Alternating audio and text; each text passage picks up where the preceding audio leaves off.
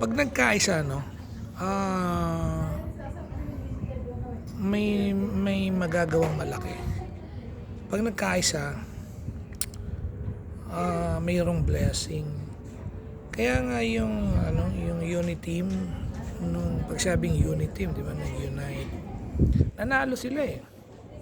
Okay? Natalo nila yung kalaban. Tapos ngayon nag-aaway. So walang mangyayari. Kailangan natin magkaisa. Ngayon, kung ang pangalawa at una na pangulo ay nag-aaway, ganun din ang mga senador at congressman. Ang kailangan magkaisa ang taong bayan. No? Okay?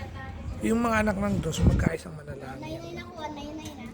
Magkaisang umiyak, lumuhod sa Panginoon. Then yung mga tao, magkaisa sa katuwiran, sa tama, sa matuwid, no? At wag ikuble ang mga masamang gawain. Okay? Wag kampihan. Okay? Sabi nila, both naman talaga yan, hindi perfecto. Pero makita nyo ngayon yung obvious na pamumuno, obvious na paggastos, obvious na pagnanakaw, di ba? Pagnanakaw sa pondo, sa kagawaran ng kalusugan, sa kagawaran ng departamento ng kalsada, departamento ng mga paggawa, mga traktura ng bansa. Obvious, no? Obvious sa pagpapatalsik sa pangalawang pangulo at obvious sa pagpirma ng mga congressman na may kapalit na malaking pera. No? So I think sa pangalawang pangulo, ang kanya ama hindi perfecto. Pero obvious na may nagawa. Obvious na may magagawa. Obvious na may malasakit. Anak ko po ngayon ay isang lugar ko, isang elitista na salib na sundin ang panawagan ng mga kapatid na iglesia na wala ng impeachment dahil gastos to ng bayan, no? Niluklok ng bayan. Ang kailangan talaga magkaisa.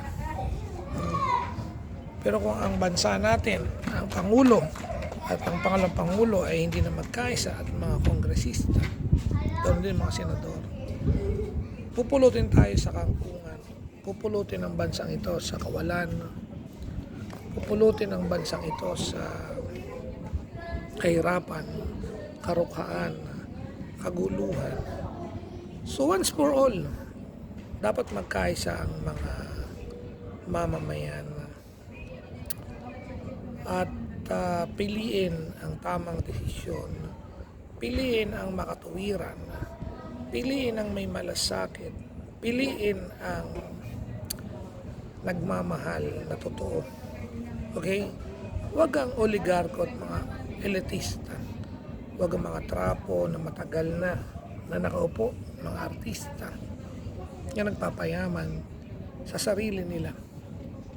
Kailangan natin magkaisa, mga kapatid. Ang pagkakaisa, kung maliit ang simbahan, pag nagkakaisa, masaya.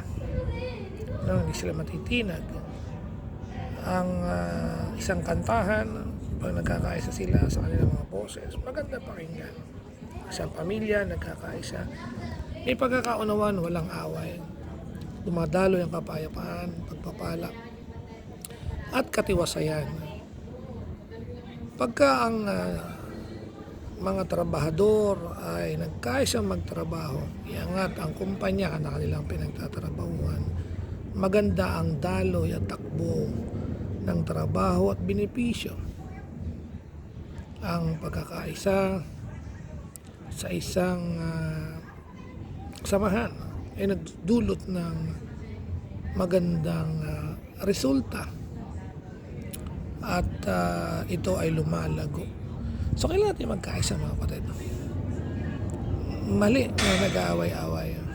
No? Mali na nagkukurakutan. Isang beses lang na magkaisa, tapos na yan.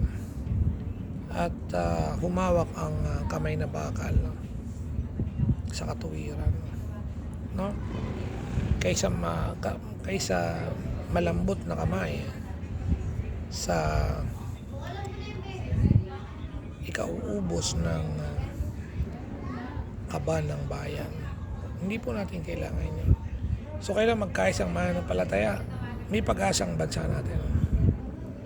Kung magkakaisa tayong manalangin, masinsinan mga kapatid. Yun lamang po, ito yung panawagan ko sa pagkakaisa. Once for all. God bless.